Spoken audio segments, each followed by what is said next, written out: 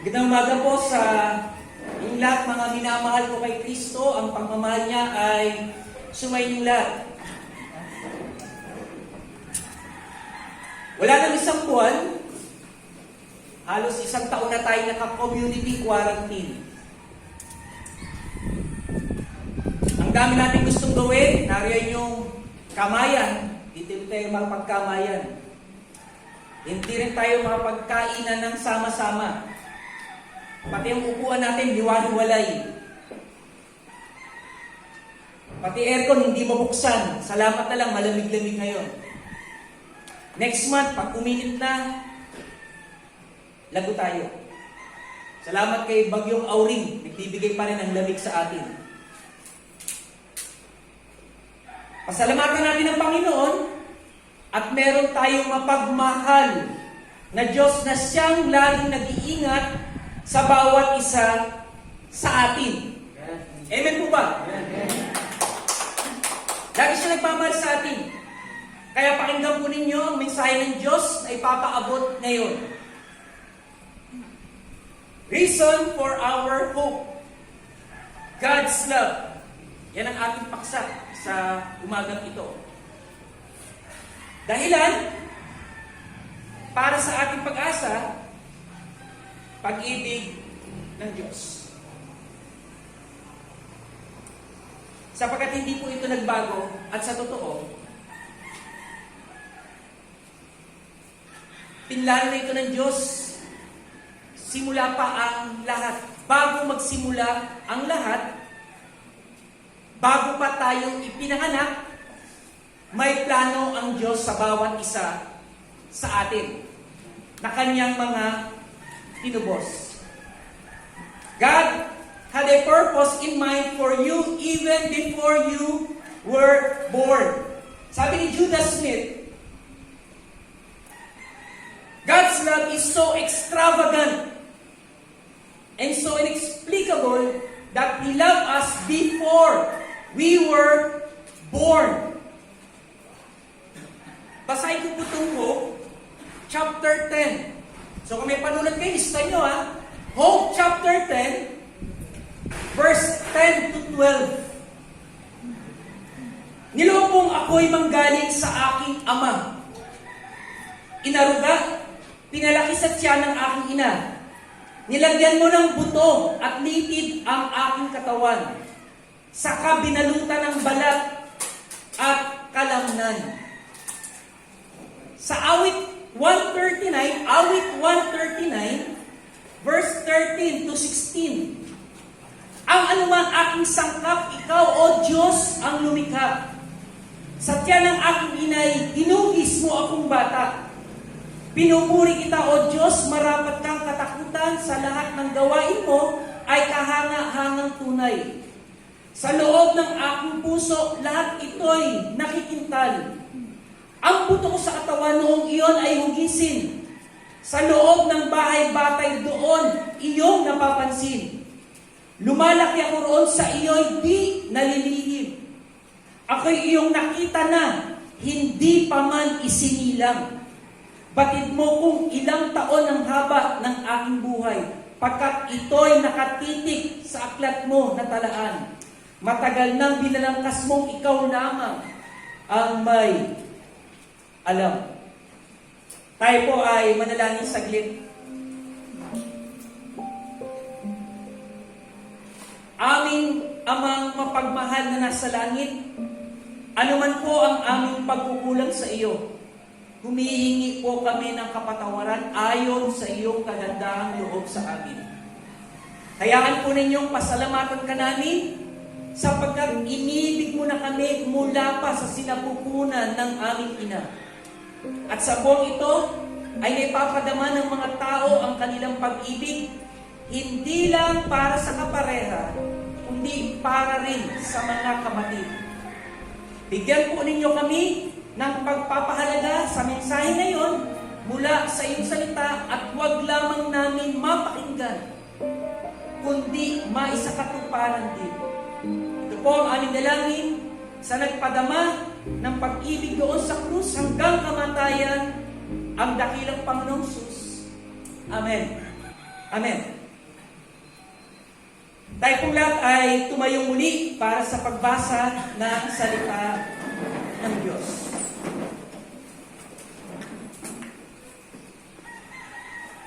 Tandaan po natin, tayo po ang kausap dito, hindi ibang tao, mismong tayong naririto, ang kinakausap ng ating Panginoon. Kaya pakinggan po natin at tanggapin natin ito ng may kaluwagan. Ito ay matatagpuan sa unang 1 chapter 4, verse 2:10. Ito po ay ang salita ng Diyos version, itong aking babasahin. Yung mga may Bible, sundan nyo lang ito. Sa mga wala, pwede kayong tumingin sa harapan. Ganito po ang sinasabi. Mga minamahal, mag-ibigan tayo dahil ang pag-ibig ay mula sa Diyos. Ang umiibig sa Kanya, kapwa, ay anak ng Diyos at kumikilala sa Diyos. Ang sino mang hindi umiibig sa kanyang kapwa ay hindi kumikilala sa Diyos dahil ang Diyos ay pag-ibig.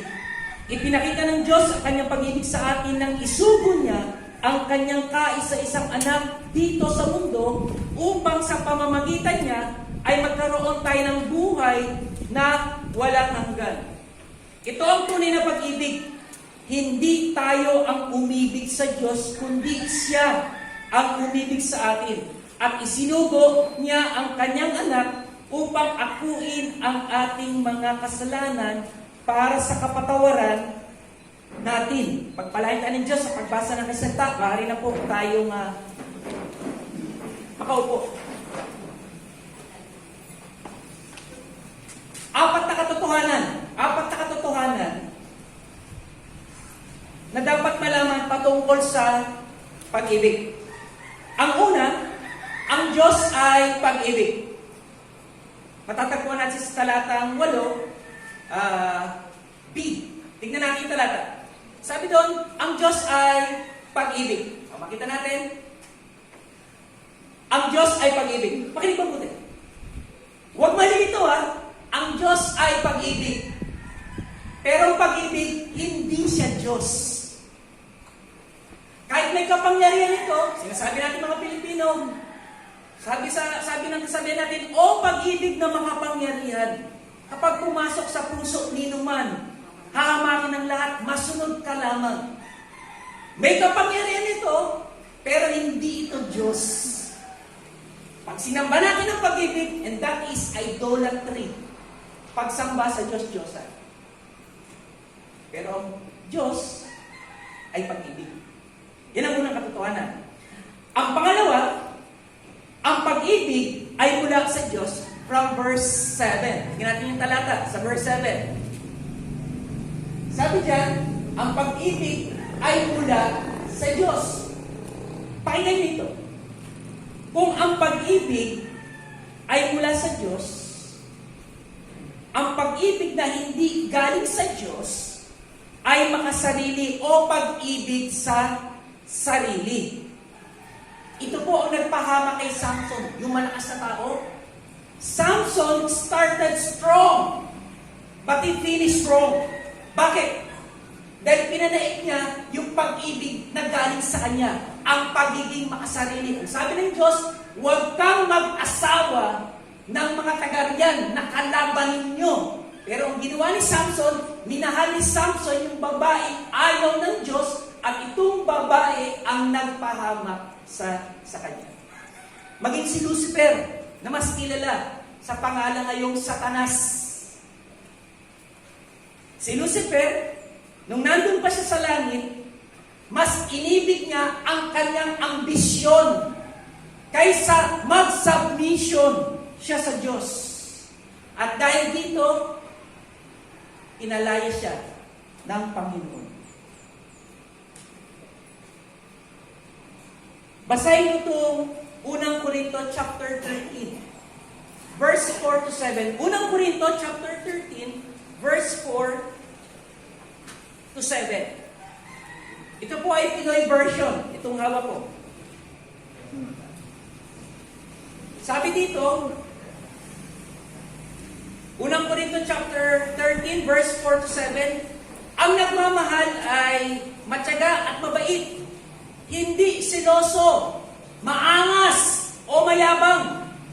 Hindi bastos, makasarili, o madaling mairita.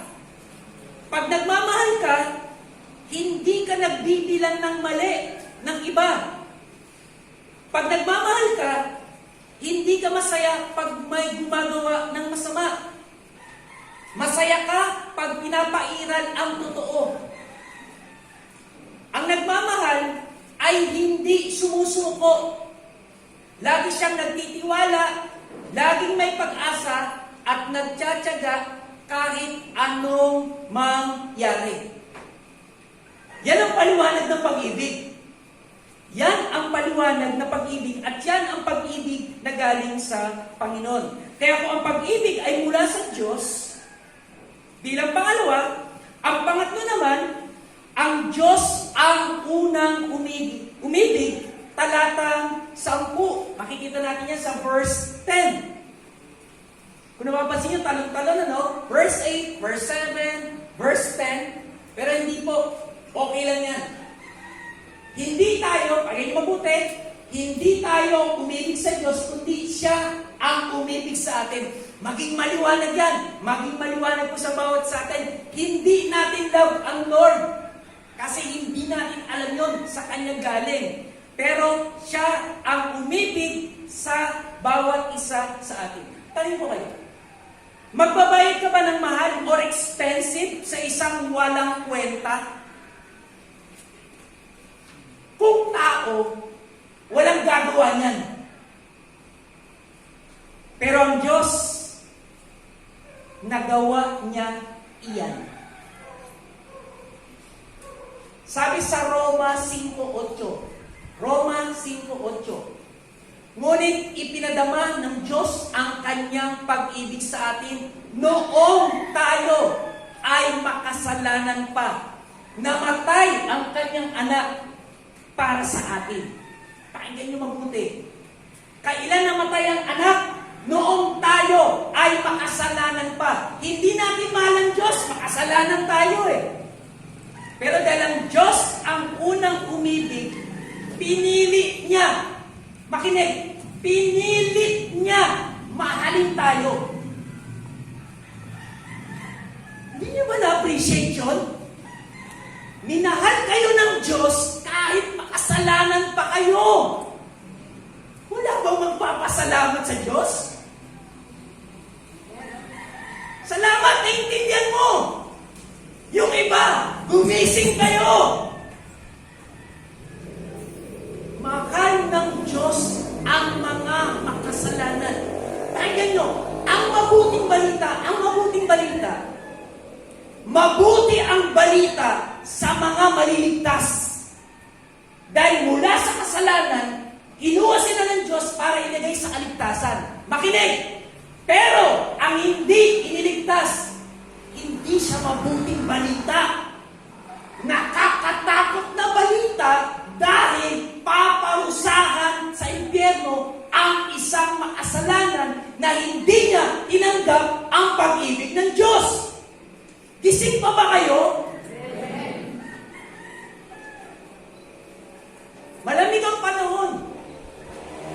Pero tutukan natin ang salita ng Diyos, hindi ang ingay ng motor. Mahal tayo ng Diyos. Hindi ko na mabilang ang mga dahilan na sinasabi ko sa Panginoon, dati, Panginoon, nagkasala na naman ako sa iyo. Hindi na ako karapat-dapat. Pabayaan mo na ako. Pabayaan mo na ako. Pero alam niyo, kahit isang dahilan na sinabi ko sa Panginoon, bumaliktad na ako. Bumalik ako sa kasalanan. Sinuway kita na maraming beses. Makinig kayo. Kahit isa, hindi tinagdan ang Diyos para ang pag-ibig niya, alisin niya sa akin at bitawan niya ako. Ganyan kadakila ang pag-ibig ng Diyos sa isang Kristiyano. Aamin kayo sa isip ninyo. Ilang beses kayong bumaliktad. Ilang beses kayong sumuway. Pero ba't nandito pa rin kayo? Dahil ang Diyos lang talaga ang umiibig sa inyo. Kasi kung iibig lang talaga kayo sa Kanya, magkakandara pa kayo sa pagsunod sa Kanya. Tayo mga lalaki, sabi na parang aso, susunod-sunod sa babae. Bakit? Kasi mahal natin sila. And if you love the Lord, di ba nagkakandara ka rin? Paglapit sa Kanya? Tama ba ako? Hindi ka rin nagpapa-atrasado? Dahil ang alam mo, mas importante si Lord kesa sa akin. Kung malamig ang panahon, di huwag kang maligo.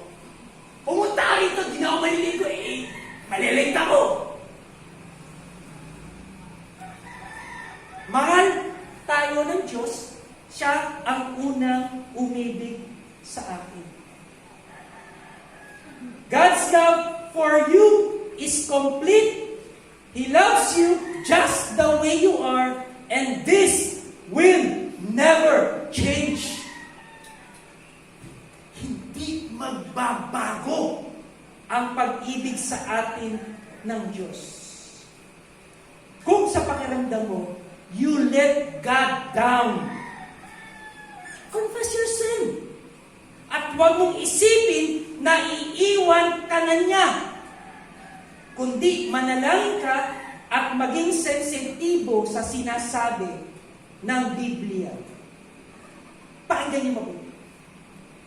Ang Ebanghelyo, ang tanging kwento na ang bida namatay sa kontrabida.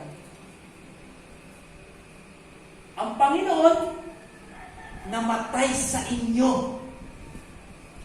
Ito lang ang kwento na yung Panginoon namatay sa mga makasalanang katulad ko. Pero sa iba, hindi. Pinapatay ang kontrabida. Pero dito, sobrang baliktad. Sana na-appreciate itong sinasabi ng Biblia, nitong pulpito ngayon. Namatay ang Panginoon sa bawat isa sa inyo kahit kayo ay makasalanan pa. Walang pwedeng pagmulan ng pag-ibig kundi ang Diyos lamang. Diyos lamang. Sabi ni Adrian Rogers, God doesn't just love all of us. He loves each of us. Kape po yan. Gatas, black coffee, may mocha. Hindi mahal ng Diyos yung maputi. Sobrang bait mo. Mahal kita. Baitin ka, diyan ka sa likod. Bumalik ka bukas. Hindi! Hindi! Mahal ng Diyos bawat isa sa inyo. Minsan ang hirap sa isang pamilya, no? Bumibili ka, ano mga pagkain natin? Ay, chicken joy na para isa kanila. Tama ba? Pero, pahalin. Ano gusto mo? Chicken joy, kumakto. Dali, magkaiba yun na. Magkaiwalay na. Sige. Okay na. Dati ako niyan, KFC. Malayo-lalo yun na.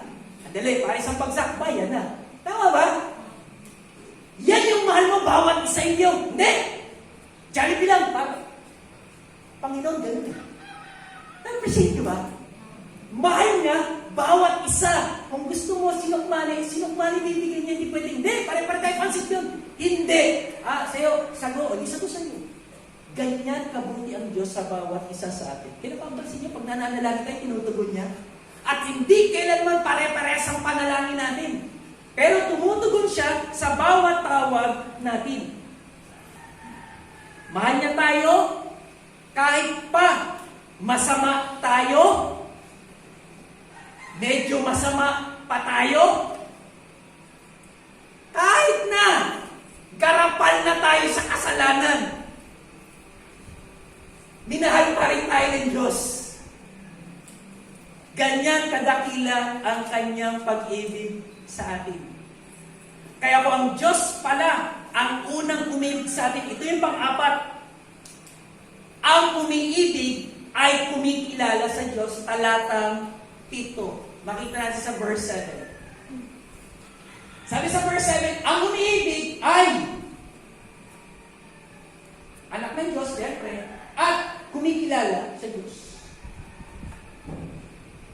Biblia rin sabi, kapag mahal mo ang kapwa mo, kasi nakita mo ang pagmamahal sa Diyos. Tama po ba? Pansin niyo yung forma natin. Style natin. Lahat yan, may nakita lang tayo. Kaya nga meron tayong tinatawag na mga model. Magaya kayong formang yun. Pareho lang ang pag-ibig. Yung isang tao hindi marunong umibig, isa lang ibig sabihin, hindi mo kasi kilala ang Diyos, ni hindi mo naramdaman ang pag-ibig ng Diyos. Kaya wala kang ilalabas dahil wala ka namang nakita, wala ka namang naranasan. Ito yun. Kung ang Diyos ay pag-ibig at sa Diyos ito nagmula, kaya siya ang unang umibig, ito ang transition. Tanging ang umiibig lamang ay yung mga kumikilala. Listen, kumikilala at nakakaranas ng pag-ibig din ng Diyos. Kanina, ubod tayo ng sama, pero dito, pinakita pa rin ng Diyos. Mga kapatid, mga kaibigan, sana naman pumarehas tayo. Lord, patawarin mo na ako. Sorry na.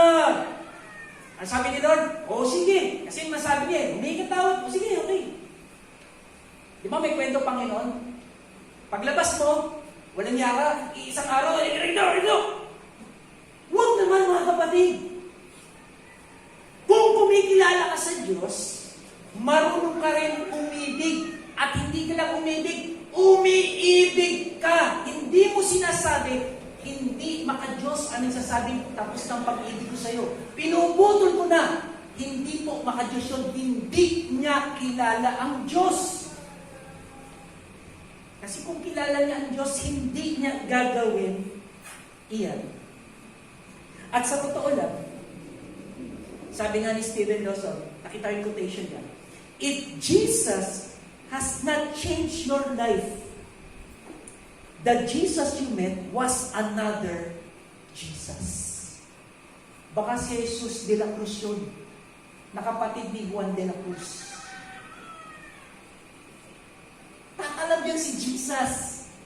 Yung si Jesus na namatay dito sa krus. Si Jesus na anak ng Diyos, tatalab siya kapag siya yung iyong nakilala.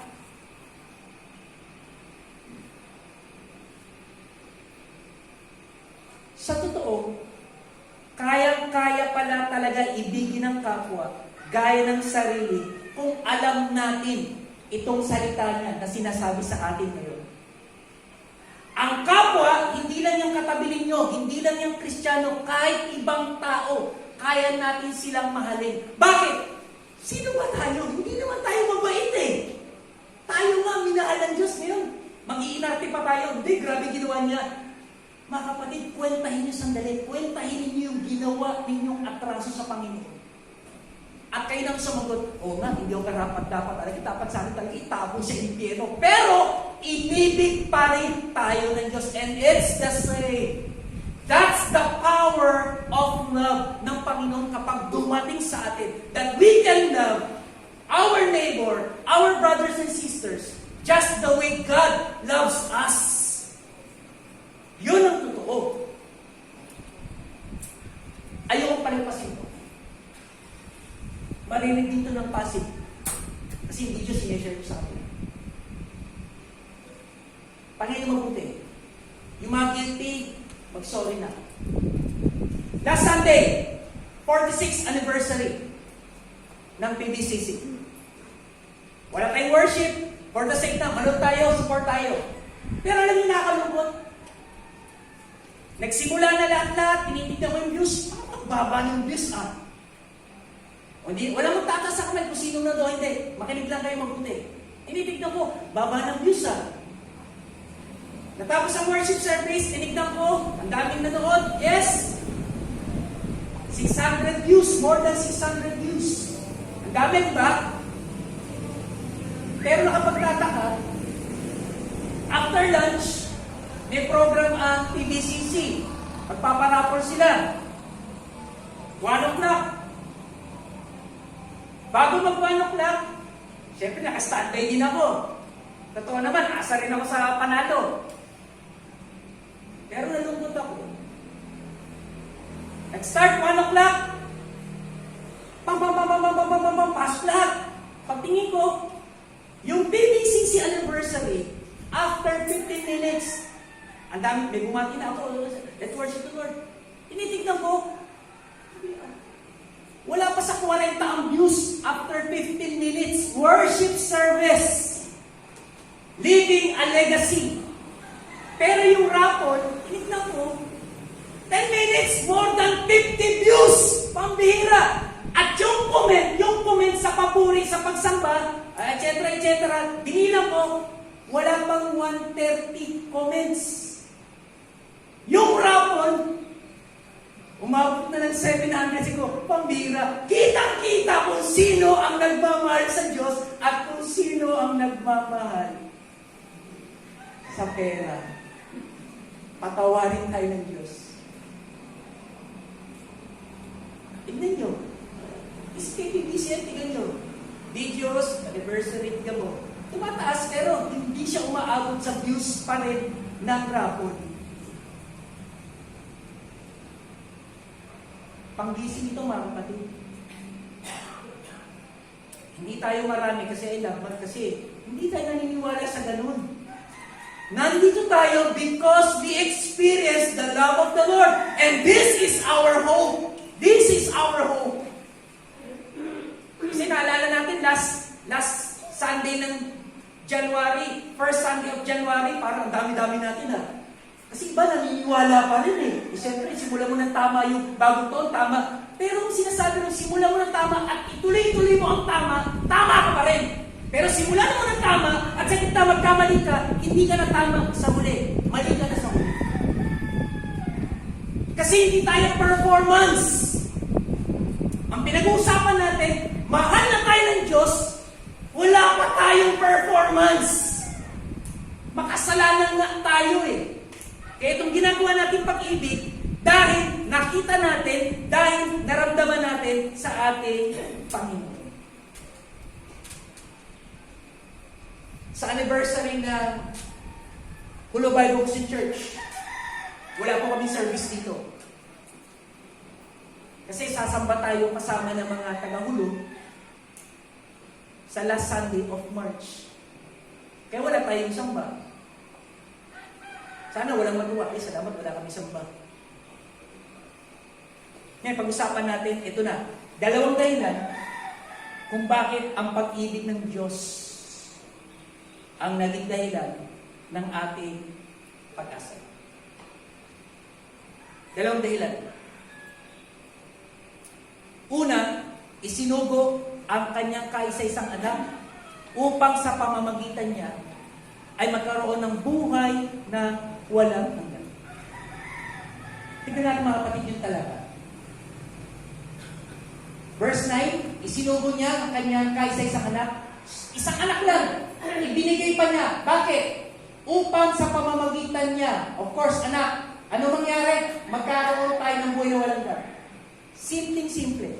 Hindi tayo magkakaroon ng buhay na walang hanggan kung hindi ibinigay ng Diyos ang kanyang kaisa-isang anak. Pakinggan niyo mabuti. Kung hindi dahil sa anak, hindi tayo magkakaroon. Tandaan natin, kanina, sabi natin, makasalanan ako Paano ako maliligtas? Makasalanan ako. Kaya nga, ang ginawa ng Diyos Ama, ibinaba ang kanyang anak, at yung anak, yon ang ipinalit. Ako ang dapat ipako, pero sabi ng Diyos, wag! Mahal kita. Anak, ikaw ang magpapako. Grabe! Naintindihan niyo ba? Isinugo ng Diyos ang kanyang anak para tayo ay maligtas. Pero ito ang problema natin. Maraming Pilipino, maraming tao, ito ang paniniwala. Means people believe. Una, we are all God's children. Hindi totoo yan. Hindi totoo yan. Ang totoo, we are all God's creation. But we are not His children. Kasi kung children niya tayo, ito ang bahay ng Diyos, dito ako sa bahay, anak ko ng Diyos eh. Pero hindi po eh.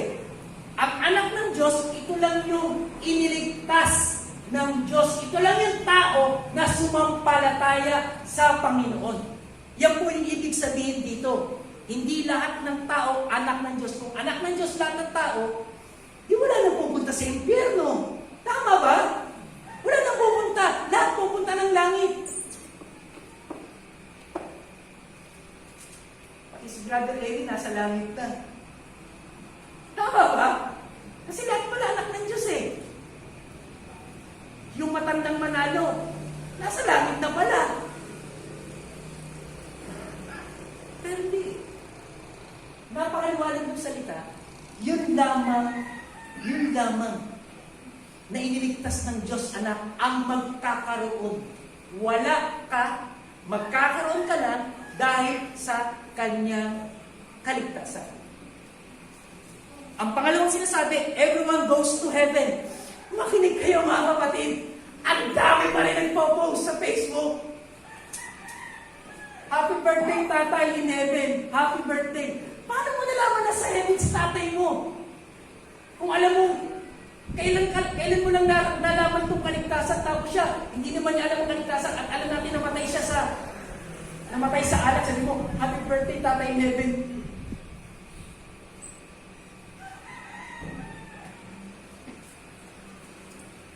Ang salita ng Diyos, sobrang liwanag. Hindi pupunta ng langit ang lahat maliban sa mga sumampalataya, sa mga binigyan ng buhay na walang hanggan ng ating Panginoon. At sinasabi pa na itong pangatlo, lahat naman papunta sa Diyos yan, lahat naman papunta sa Diyos yan eh. Hindi kaya. Sabi ng Mateo 7, 200. Isang malapad at isang makitid. Huwag kayong dumaan sa malapad. Ang daming dumadaan dyan. Pero ang dulo niyan, kapahamakan. Kasi bakit? Anything goes. Gawin mo lahat. Uy, sige, gusto ko yan. Pero wala siyang kamalay-malay. Napanood ko sa video si Terry Saldana, basketball player. Siya pala yung pinakabata na nag-rookie. Unang nag-rookie nung simulang buksan ang PBA. Nung nakita ko sa video ni Cara David, yung paa niya namamaga parang elepante. Tapawas kayo sa edad niya. Kasi sinasabi niya ganito, mukhang nakuha ko to sa abuso sa katawan. Yung malapad na daan, yan po yung abuso. No, wala namang bawal dito. Dito tayo! Nung siningil ng dulo, iyak-iyak eh. Kung maibabalik lang. Siyempre, sisisi na eh. Pero sabi ng Panginoon, dito kayo dumaan sa makipot. Naku, ang sikip. Naku, ang hirap naman dyan. Ayoko. Pero sabi ng Panginoon, pero dito yung dulo, buhay na wala hanggan. Eh kasi ang daming bawal dyan eh. Ano bang bawal dyan? Bisyo. Mabuti naman yung bisyo ah. Anong bawal dyan? Pumatay. Mabuti naman yan ah. Hindi ka to dito. Sige, gawin mo lang. Banatan mo. Pakulong mo. Inatiyan ka. Hindi naunahan ka. Hindi lahat ng daan papunta ng langit. Iisa lang ang daan. And that's the Son of God. Si Jesus pa rin. Kaya nga isinugo yung anak para sa ating kaligtasan. Jesus, listen, Jesus is the only way. Wala nang iba. If not Jesus, then you are lost. Kung hindi si Jesus, wala na. Pag pinilit mo, hindi sa amin, si Mother. Problema yan. Hindi si Mother. Kasi pinag-usapan ng Bible, ang tinuto ng Bible, not the mother, but the son. Hindi nga father eh. It's the son ang magliligtas. Siya ang isinugo sa atin ng Panginoon. Panglapunan. Bakit anak lang? Sabi sa Roma 3, 10, 11, walang matuwid kahit isa, walang matuwid. At sabi sa Sa Roma 3:23, sapagkat ang lahat ay nagkasala at walang karapat-dapat. Wala kahit isa ang karapat-dapat para sa paningin ng Diyos. Wala. No one is qualified para sa ating kaligtasan. Kahapon sa Bible reading, nakita ko ito, maisipin tayo, maidagdag nga. Awit 51. Nagbasa po ba kayo ng Bible? Awit 51. Tingnan nyo, Awit 51 verse 5. 51 verse 5, awit. Ako'y masama na buhat pa ng isilang, makasalanan na ng ako'y iluwan. Itong sabi ng Bible. Ipinanganak ako, makasalanan na ako. Unang iyak ko pa lang. Sa totoo lang, kung yung bata nagsasalita, unang iyak yan. Baka hindi naman umiyak ko, may sinasabi yan eh. Diba? Buti nakalas ako eh. Ang dilim-dilim to eh. Ang panghi ko eh. Dahil pwede sabihin eh. Naiintindihan natin. Bible nagsabi, talagang makasalanan ng tao. Kaya ang pag-asa natin yung pag-ibig ng Diyos. Ang sabi naman ng Isaiah 64 verse 6. Ang sabi nito, lahat tayo'y naging marumi. Lahat tayo'y naging marumi sa harapan ng Diyos. Ang mabubuting gawa natin, maruruming basahan ang katulad. Wala talagang pag-asa. Wala kayong pag-asa maligtas. Kahit anong kabutihan natin, pag inirap sa Diyos, parang isang basahan na ginamit sa grasa. Sa makina ng sasakyan, ang itim-itim. Kaya ang sabi ng Roma 6:23, ang kamatayan, ang kabayaran, dahil sa kasalanan. Ngunit, sabi ng talata, ang kaloob ng Diyos ay buhay na walang hanggan. Kanino? Sabi pa rin ng Bible, sa pamamagitan ni Kristo na namatay sa krus para sa atin. Siya yung naging kapalit ng ating kasalanan. Siya ang naging kabayaran ng ating kasalanan. John 3:16, alam na natin. Pero hayaan yung basahin ko sa inyo. Sabi sa Pinoy version,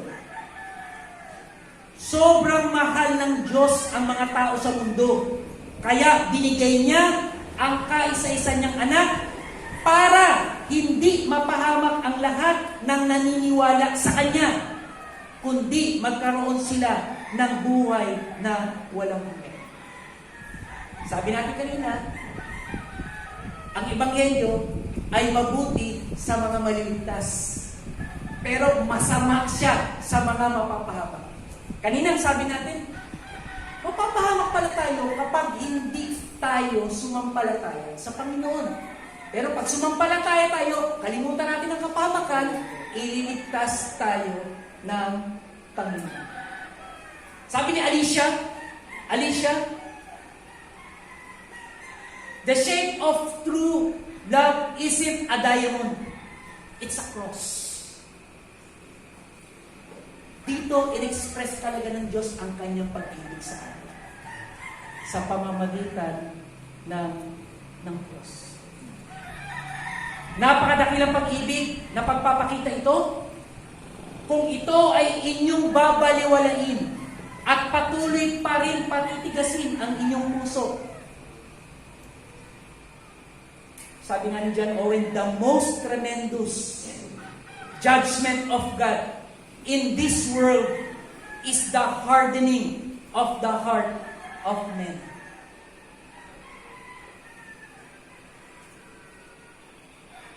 Basahin kayo kasunod ng John 3, verse 17 and 18.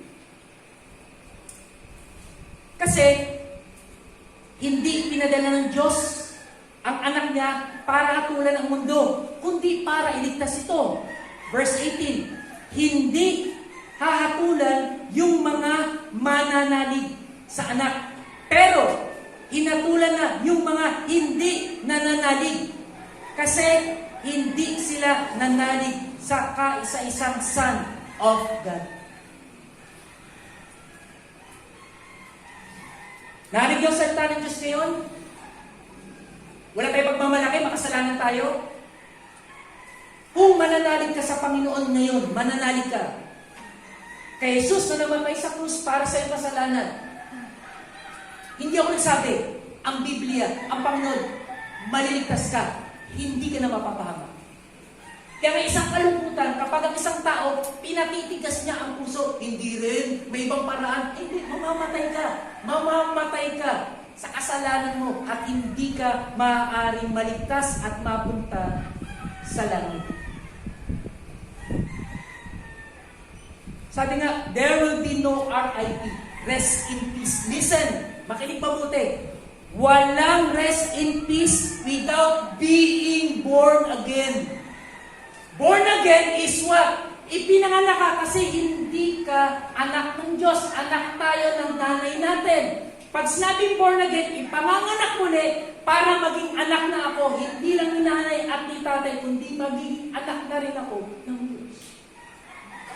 Ang dami kayang namatay. At lahat ng namamatay, pag titig natin, lahat umaasa, nasa langit talaga. Pero kung alam natin ang sinasabi ng Biblia, hindi lahat sa langit. Ang nasa langit lang, yung ipinanganak muli, yung mga nanalig kay Kristo. Kahit anong ganda ng kanyang ataon, kahit anong gago ng kanyang libing, kahit anong ganda ng kanyang libingan, hindi siya pupunta sa langit. Dahil pupunta ng langit, yun lamang, buhay pa siya, nagdesisyon siya, Panginoong Jesus, sumasampalataya ako sa iyo. Ikaw lang ang isinugo ng Diyos para maligtas ako. Wala nang iba. Kaya kung gagawin po niyan, mga minamahal, mga kaibigan na namin, ililigtas kayo ng Diyos. At ang isang katibayan na iniligtas ka niya, mamahalin mo ang kapwa. Mamahalin mo ang kapwa. Walang kapayapaan ang taong dumating sa kanyang kamatayan na walang kaligtasan. Ang pangalawa, at ito yung last, isinugo ang kanyang anak upang akuin ang mga kasalanan ng tao para sa kapatawaran. Tingnan talaga. Verse 10. Isinugo ng Ama ang kanyang anak, the Lord Jesus Christ. Bakit? Upang akuin ang mga kasalanan natin. Bakit? Para sa kapatawaran. Walang ibang kapatawaran maliban kay Jesus. Jesus, the only offering God wanted. Walang iba. Hindi pera, hindi ginto, hindi mabuting gawa. Only Jesus satisfies the Lord para sa ating kasalanan. Panginoon lamang. Wala tayong contribution. Sabi nga ni Jonathan Edward, you contribute nothing to your salvation except the sin that made it necessary. Ang tanging contribution natin sa kaligtasan natin, yung kasalanan. Kasi kung walang kasalanan, hindi bumaba ang Panginoon. Pero dahil sa kasalanan natin, bumaba ang Panginoon at ito ang naging dahilan para tayo ay maligtas. Wala po tayong naiambag sa ating kaligtasan, maliban lang sa ating kasalanan na kailangan bayaran ng ating Panginoon. Salamat sa ating Panginoon Kristo, hindi siya tumanggi nung sinabi ng Ama, anak, bumaba ka sa lupa, bayaran mo ang kasalanan ng mga tao na iniligtas natin. Basahin ko po yung 4 na translation. Puro Tagalog po ito. 4 na version ng verse 10. Ang sabi sa mabuting balita, isinugo niya ang kanyang anak upang maging handog para mapatawad ang ating mga kasalanan. Sabi sa ang Biblia 2001 version, sinugo ang kanyang anak na pantubos sa ating mga kasalanan. Sabi sa Filipino Standard Version, isinugo niya ang kanyang anak bilang alay para sa pagpapatawad ng ating mga kasalanan. At ang panghuli, salita ng Diyos, Sinugo ang kanyang anak upang, bilang kasiyasiyang handog para sa ating mga kasalanan. Napakaliwanag. Walang ibang paraan para maalis o mapatawad ang kasalanan ng tao maliban lamang sa ating Panginoong Kristo. Jesus. Only Jesus. Wala pong iba. Ganyan kahalaga ang papel ng Panginoong Hesus para sa ating kaligtasan. Ganyan kalaki ang kanyang papel sa ating kaligtasan. Kaya purihin natin ang kanyang pangalan. Bakit siya lamang? Sabi sa Hebreo, chapter 9. Hebreo, chapter 9, verse 22. Mamaya, babanggitin natin sa communion. Ayon sa kautusan, halos lahat ng bagay ay nililinis sa pamamagitan ng dugo. At walang kapatawaran ng kasalanan kung hindi sa pamamagitan ng pag-aalay ng dugo. Hebreo 9:22. Pero sa 25 and 26, chapter 9 pa rin, talo tayo ng konti, verse 25, ang pinakapunong pari ng mga Hudyo ay pumapasok sa dakong banal taon-taon na may dalang dugo ng mga hayop. Ngunit, si Kristo ay minsan lamang pumasok upang ihandog ang kanyang sarili. Verse 26, kung hindi gayon, kailangan sanang paulit-ulit na siya ay mamatay mula pa nang likhain ang sanlibutan. Subalit, minsan lamang siyang nagpakita. Ngayon, magtatapos na ang panahon upang pawiin ang kasalanan sa pamamagitan ng handog na kanyang inialay. Dugo lang ni Jesus. Kaya itong mga translation, pinakita, siya lang ang pwede. Siya lang ang pwedeng umako. Siya lang ang qualified. Siya lang ang karapat-dapat.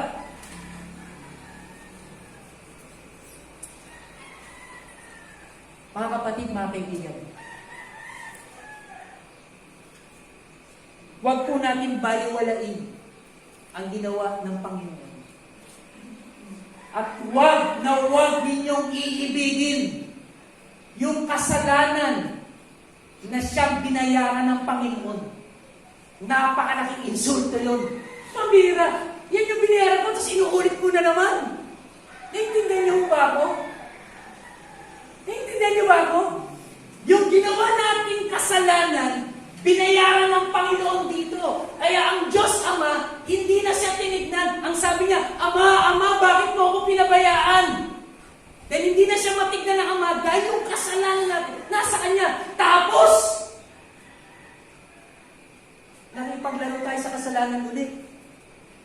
Di ba awkward? Di ba dapat hindi? Ang nakakaya naman. Parang mo nang sinabi. Nagkakandara pa ang ating magulang sa paghahanap buhay. Nagtatrabaho ng halos lagpas 8 oras, 15 oras. Nagkukumayod para sa ating buhay, sa atin. Tapos tayo bilang anak, wala tayong pakialam. Gusto natin masarap na ulam. Gusto natin gadget. Pambihira. Mamamatay na yung magulang mo sa trabaho. Gusto mo pa rin gadget. Na dapat, ang sasabihin mo, dapat tumulong ako sa magulang ko. Pagdating dito, dapat malinis na ang bahay. Hindi, sila pa rin na maglinis. Mga kapatid, mahalin natin ang Panginoon na unang nagmahal sa atin. At huwag na tayong makipagkasundo sa kasalanan na Kanya nang binayaran. Hindi tayo makipaglaro doon. Kaya kung saan man nagawa natin, katakot-takot ng Panginoon, hindi ko talaga nais mangyari yun. Dapat ganyan na ang feeling natin. Hindi yung, makalay na muna, makatakas muna sa church. Parang hindi na makita ni Pastor Chet. Hindi naman kayo tumakas sa church, hindi naman kayo tumakas sa pastor eh. Tumakas na kayo sa pag-ibig ng Diyos, tumakas na kayo mismo sa Panginoon. Kung talaga namang mahal mo ang Panginoon, naiintindihan mo ang Panginoon, hindi mo naman talaga siya iiwan eh. Hindi mo pwedeng iiwan isang bagay na naiintindihan mo sobrang halaga. Hindi mo pwedeng gawin yun. Maliban isang batang walang kamali-mali, binigyan ka ng 1,000, ayoko niya, binigyan ko 10 piso, 1 piso, hindi pera yan. 1,000 yan. Kasi hindi alam ng bata. At maraming Kristiyano minsan hindi alam yan. Baka ang tanong, baka hindi kasi Kristiyano. Para sa ating conclusion. Never measure God's love by what you feel. Never! Dahil nagbabago po ang ating feeling.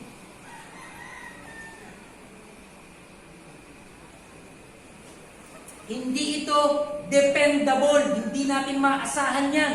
Feeling ko. O, feeling mo yun. Sa mag-asawa, di mo nata ako mahal. O, ba't mo naman nasabi yun? Feeling ko, feeling mo lang yun. Di ba? Feeling mo lang yun. Balikan natin. Kailan tayo minahal ng Diyos? Noong masama pa tayo, mahal na nga tayo. Sabi mo, nakuha ko kasalanan. Nakapagtaksin ako. Minahal ka niya na eh. Pinrogram niya na yan. Pinilit na ng Diyos, mahalin ka niya. Kaya wag po tayong matakot. Dahil madalas, nagbibigay ito ng false representation of truth. Ang sabi ng Biblia, iniligtas kita. Pero minsan may Christian sabi, hindi na ako ligtas. Sino sabi naman nun? Ang sabi ng Bible, ligtas ka. Pues kaya hindi ka ligtas, kasi hindi ka nagbabago. Nandiyan ka pa rin sa kasalanan, dapat umalis ka talaga dyan. Tama nga, hindi ka nga siguro ligtas. Pero kung tunay kang ligtas, nandun ka sa presensya ng Panginoon. God's love for you is not conditional. It is eternal. Eternal plan. Wala pang lahat. Nakaplano ng Diyos. Kung meron na siyang diary, sinulat niya na, mahal ko na sila. Wala pa tayong ginagawa, mahal ko na sila. Kaya kahit nagawin ka, ano nakasulat? Mahal ko na sila. Sarap. Kaya balikan natin yung outline natin dalawa. Ano sabi sa dalawang outline natin? Nagawa niyang isugo ng Diyos Ama ang kanyang anak para magkaroon tayo ng buhay na walang hanggan. At pangalawa, inako ng Panginoong Sus ang ating mga kasalanan para sa ating kapatawaran. Yan po ang ating pag-asa. Yan ang pag-asa ng mga sumasampalataya sa Panginoon. Ang dakilang pag-ibig ng Diyos. At para naman sa ating aplikasyon, tandaan po natin, love indeed is love indeed. Ang gumagawa dahil sa pag-ibig, yan talaga ang tunay na umiibig. Sinasabi, for God's sake! Tama! Alang-alang sa Diyos, patatawarin mo na yung kapatid na yun. Alang-alang sa Diyos, susunod na ako kahit ano ang mangyari. Yan ang tunay na umiibig. Yan ang tunay na umiibig. Ano man po ang ating napakinggan at natutunan, ay dapat natin isakatuparan. Sayang! Parang ang dami natin. Pero hindi. Ang dami pa rin wala. Ang dami pa rin wala. Hindi nila napakinggan ngayon. Pero salamat, may video tayo. Habulin niya sa video. Pero iba, wala. Ayaw talaga manood ng video. Ayaw talaga. Ayaw talaga.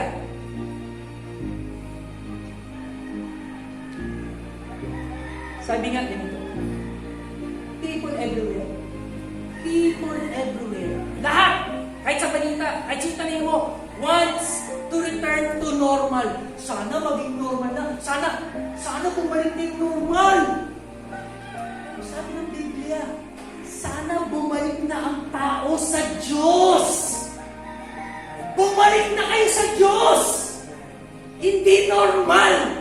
Mamamatay din tayo. Kahit mag-normal yan, mamamatay tayo. Pero pag hindi tayo iniligtas ni Kristo, tapos talaga tayo.